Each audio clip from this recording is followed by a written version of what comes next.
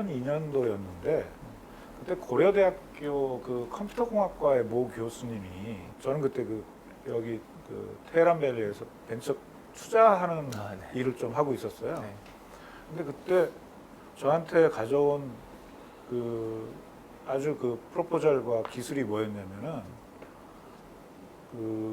축구 경기 중계를 하잖아요. 네. 그러면 그 축구 경기 중계 화면에서 공을 인식해가지고서 추적하는 네. 네. 기술을 자기가 개발하고 있다. 네. 그걸 가지고 하면은 뭐 예를 들어서 한 경기가 이루어지고 있으면 한 5분 정도간의 작전이 어떻게 되는지를 공의 흐름이라든지 이런 거를 어떻게 디스플레이 한다든지 네. 이런 걸 가지고 축구 해설이 더 훨씬 재밌어진다. 네. 뭐 이런 거 가지고 저한테 와가지고 이거 사업화하려고 하는데 투자해 줄 수 있냐 그래가지고 제가 사실은 아니 그때 이제 근데 우리 검토 팀들이 하는 얘기가 그걸 실시간으로 공을 추적하는 게 그리고 그걸 빠른 시간에 해석해서 다시 보여주는 게 불가능할 거다. 해가지고 투자를 안 했었거든요. 네. 지금 보면 그 정도는 굉장히 쉬운 기술이겠죠. 네.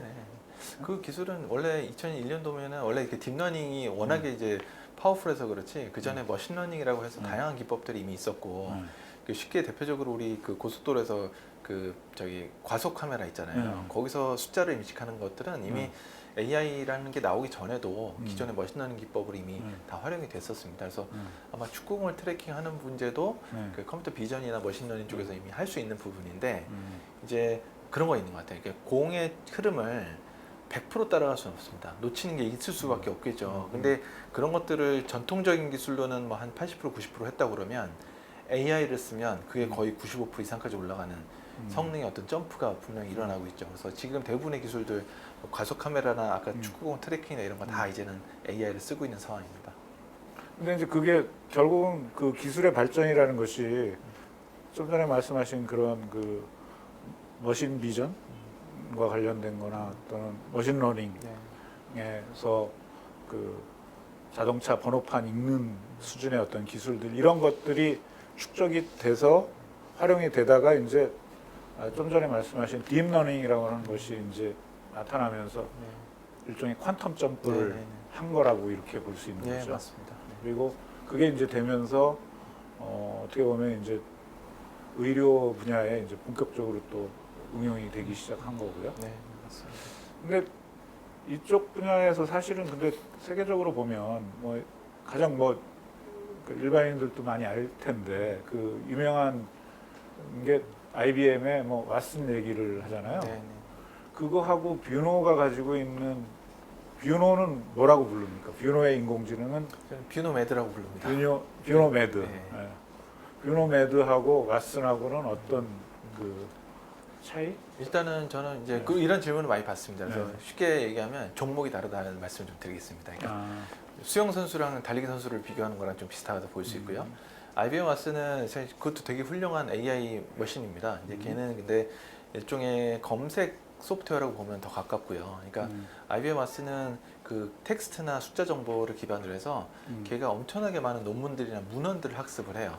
그래서 그 학습한 걸 가지고 환자의 상태를 입력을 하면 이 환자가 지금 이제 어떤 병이고 주로 캔서지만 어떤 캔서이고 이 사람에 대한 치료법은 지금까지 알려져 있는 굉장히 많은 문헌들을 봤을 때 이런 후보들이 조금 높아 보인다 정도를 제공하는 어떤 그런 검색 소프트웨어라고 보면 됩니다. 보통 CDSS라고 합니다. 클리니컬 디시전 소프트 시스템이라고 하거든요. 그게 이제 IBM 왓슨인 거고요. 저희는 텍스트나 이런 문헌을 다루진 않고요. 아까도 말씀드렸다시피 영상입니다. 예를 들면 영상 데이터를 받아서 엑스레이나 CT 영상에서 어디에 병이 있는지, 이 사람이 정상인지 아닌지, 아니면 혈관 위치가 어디인지 이런 것들을 이제 자동으로 찾아주는 기능이라고 보시면 될 것 같습니다. 그러니까 완전히 영역이 좀 다르겠네요. 네, 다릅니다. 그렇죠? 네. 그래서 직접적으로 경쟁 상대는 안 되고. 아니죠. 반면에 저희가 만드는 기술들은 이미 다 식약처 허가를 받아서 수백 곳 병원에서 구매를 하고 사용하시는 상황이 좀 다르다라고 말씀드리겠습니다. 이게 사실 의료기기 분야, 의료 서비스와 관련된 분야에서 스타트업을 한다는 게 굉장히 어렵거든요. 네. 그러니까 상당히 많은 엔트리 배리어가 존재를 해요.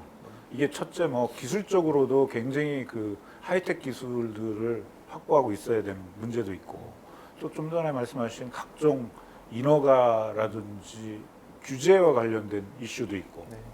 그다음에 또 이 병원 조직이라고 병원이나 약국 뭐 이런 의료 시스템이라는 것들이 일반 그 B2B나 B2C 일반 그 생필품 마켓하고 완전히 다르잖아요. 네. 그래서 상당히 사실은 영업하기도 힘들고, 네, 맞습니다. 그죠? 그다음에 또 이게 자금 측면에서도 보면 개발 기간에 들어가는 자금이 또 상당히 많이 들어가고 시간도 많이 걸리고 그래서 굉장히 사실은 의료 분야에서 어떤 하나의 벤처 기업이 스타트업이 만들어져서 성장해 나간다는 게 굉장히 많은 난관들을 극복해야 되는 과정이거든요. 근데 어떻게 우선은 그러니까 비오노는 어떤 이 과정에서 이런 것들을 어떻게 해결했는지 좀 하나하나 좀 설명. 네, 뭐 결론적으로는 시간과 네. 이제 손에 흙을 묻혀가면서 하는 맨땅 헤딩 정신이 여기까지 오게 하지 않았나 싶고요. 원장님 너무 잘 아시겠지만 지금 말씀하신 대로 저희가 2014년도 창업을 하고 AI 기술을 어느 분야에 쓸까라고 했을 때 의료를 처음에 보면 10명이면 9명은 다 반대를 했습니다. 그러니까 의료계에 계시는 선배님들, 저희가 이제 기업이나 투자자들 많이 찾아가 보면 무슨 의료를 하려고 그래. 지금 말씀하신 대로 여러 가지 난관들이 있는데 무슨 ROI가 안 나와라고 얘기를 많이 합니다. 근데 그럼에도 불구하고 어쨌든 진입이 한 것 같아요. 근데 그 역시 기술 개발을 하고 하다 보니까 규제 이슈가 있고요. 허가를 받을 수가 없고요. 허가를 받아도 뭐 건보공단은 급여화가 돼, 수가를 받아야 되는 수가도 못 받고요. 뭐 영업도 힘들고요. 게다가 저희가 전통적인 의료기기 아니고 혁신적인 걸 하겠다고 주장을 하다 보니 의사 선생님들이나 업계에서 별로 그렇게 반가워하지 않겠죠. 그렇죠. 그러니까 이게 잘못하면은 그 의사들 입장에서는 자기 자신들의 어떤 이거 밥그릇을 대체하는 거 아니야? 뭐 이런 생각도 할 수 있잖아요. 네, 그래서 그런 챌린지도 많이 받았습니다. 근데 결론적으로는요, 처음에는 그 일종의 거부감과 공포감이 있었다 그러면 지금은 이제 안도감, 그러니까 소비자인 고객인 의사 선생님들이 약간 그런 게 있는 것 같아요. 왜냐하면 우리가 인공지능을 접한 게 너무 충격적으로 접했어요. 사실은 이세돌이 깨지는 걸 보면서 모든 산업에 계신 의사 선생님 특히나 야 저게 AI가 들어서 내 직업을 위협하는 거 아니야? 정말 그런 이제 논의들이 많았었는데 사실 저희가 만드는 것도 의사 선생님이 워낙에 하는 일이 많습니다.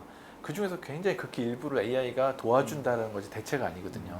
근데 그거를 처음에 이해를 못 하시다가 제품이 나오고 제품을 써보니까 뭐 AI가 결국 이거 하는 거였어 라는 생각을 하시면서 한편으로는 이제 마음의 안도도 좀 하시고 한편으로는 이거 되게 필요한 툴이네 라고 생각하신 거죠. 그러니까 과거에는 AI를 일종의 내가 잘 모르는 미지의 존재 어떤 인격체라고 생각하셨다면 의사 같은 지금은 그냥 도구구나 라는 걸 확실히 좀 이해를 하셨어요. 그래서 지금은 오히려 이런 툴이 나오는 거에 대해서는 굉장히 거부감이 없으시고요. 나 이런 거 좀 많았으면 좋겠다. 왜냐하면 의사 선생님 정말로 바쁘시거든요. 일도 많고. 그렇기 때문에 이런 그 의료 현장에서 의사의 어떤 그 임파워먼트 하는 측면에서 이런 툴들은 정말 많이 필요한 상황입니다. 지금은요. 제가 보니까 그 초기에 투자를 우리 어디죠? 퓨처 플레이 하고 그다음에 본엔젤스. 본엔젤스. 네네. 맞습니다. 그거 언제 받았어요? 2014년 말에 12월 달에 받았습니다. 창업하고 바로. 네. 그 초기 투자가 그래도 굉장히 큰 도움이 많이 됐겠는데요? 됐어요. 그러니까 저희는 아무래도 이제 나이도 좀 다 있고요. 제가 30대 후반에 창업을 했으니까요. 그리고 창업자 3명이 다 이제 뭐 잘 아는 분도 계셨지만 대부분 몰랐어요. 저희가 잘 투자라는 것도 모르고 그때 중기부에서 했던 그 팁스 정말 도움이 컸는데요. 네. 팁스라는 것도 몰랐고 이런 상황에서 저희는 그냥 아버지 세대가 창업하듯이 퇴직금을 받아서 퇴직금 가지고 1년은 버틸 수 있으니 뭔가를 개발해서 팔아봅시다라는 생각을 정말 단순하게 했었죠. 근데 나와 보니까 투자라는 것도 있고 뭐 그 VC, 그러니까 얼리 스테이지의 그 본엔젤스나 퓨처플레이 같은 시드 투자자들도 있고 그 당시에 팁스라는 것도 활성화가 됐고 그래서 저희는 그 퇴직금을 까먹지 않고도 사업을 할 수 있었던 것이 굉장히 컸던 것 같습니다. 굉장히 어떻게 보면 행운하죠, 그죠? 네, 맞습니다. 다른 일반적인 사람들 같은 경우에 보면 창업해서 그냥 자기가 가지고 있는 아파트 저당자, 담보해가지고 은행에서 돈 빌려서 하는 경우도 많고 맞습니다. 또 아니면 아버지, 네. 뭐 아내 이런 사람들 희생을 위해서 하는데 그러니까 좀 전에 말씀하신 그 팁스라는 게 굉장히 도움이 됐다라는 거죠. 그게 아마 이제 뭐 본 엔젤스 같은 이제 그걸 뭐 엑셀러레이터 또는 뭐 인큐베이터라고 하는데 그런 기업들 그 초기 투자 회사가 약간의 투자를 이제 그렇죠. 그 시드 투자를 하게 되면 네네. 초기 투자를 하게 되면 그 당시 이제 중소기업청 지금은 이제 중소벤처기업에서 네. 이제 R&D 자금을 네, 맞습니다. 몇 억 이렇게 네, 네. 주게 되고 그게 아마 그래도 초기에 개발하고 하는 데는 그럼요. 굉장히 많이 도움이 되셨다는 거죠. 아마 투자자들이 투자를 조금 더 쉽게 할 수 있었던 동인도 됐던 것 같고요. 왜냐하면 저희가 뭐 박사급 3명이 삼성전자에서 연구원들이 나왔지만 사실은 아이디어와 경험만 있을 뿐이지 저희가 비즈니스 모델이라는 게 거의 없었거든요. 그래서 저는 이게 저희 같은 사람들한테 투자를 할 리가 없다고 생각을 했어요. 근데 그래도 우연히 뭐 소개를 통해서 그 IR도 해보니 이런 기술만 갖고 있는 회사들을 전문적으로 투자하고 있는 이 또 투자자들이 있다는 걸 그때 알게 됐고요. 또 그네들도 비교적 쉽게 투자를 할 수 있었던 이유가 1억을 넣으면 정부에서 팁스로 한 5, 6억 정도가 매칭이 되니 이 회사가 조금 더 안정적으로 본인들이 하겠다고 하는 시점까지는 서바이브를 할 수 있겠다는 게 리버리지가 되니까요. 그래서 투자도 비교적 용이하게 하셨던 것 같고 그래서 그때 정말 행운이기도 하지만 한편으로는 제 주변에 있는 이제 직장을 다니고 있는 연구원 정도의 분들은 대부분 이제 창업을 그런 경로로도 많이 하셨던 것 같고요. 그게 우리나라의 어떤 창업 생태계를 조금 더 활성화시키는 데 굉장히 도움이 됐다고 저는 생각하고 있습니다. 그 제가 개인적으로 잘 아시는 분이 그때 당시 이제 그 프로그램을 만들었던 분이 중소기업 청장 그때 당시 청장이 누구냐면 지금 한양대 교수이신 네. 그 한정화 교수님이 네. 청장을 하셨거든요. 네. 하셨어요 그때. 네. 근데 아무튼 그분이 만날 때마다 그 프로그램에 대해서 굉장히 자랑을 해요 저한테. 팁스 프로그램 이런 걸 만들었다고. 네. 근데 사실 또 그 청장님이 청장이 되시기 전에 제가 사실은 또 이런 프로그램을 해야 된다고 제가 레커멘데이션 추천했던 원장님 그 때문에 굉장히 생겨나는구나. 그렇기 때문에 제가 그 윤호의 그 성장에 아주 정말 큰 도움이 됐습니다. 그 저쪽에서 아주 미약한 그러니까 사실은 사회적으로 보면 이런 것들이 모여서 한 기업을 키워 나가는 거잖아요. 그죠? 네.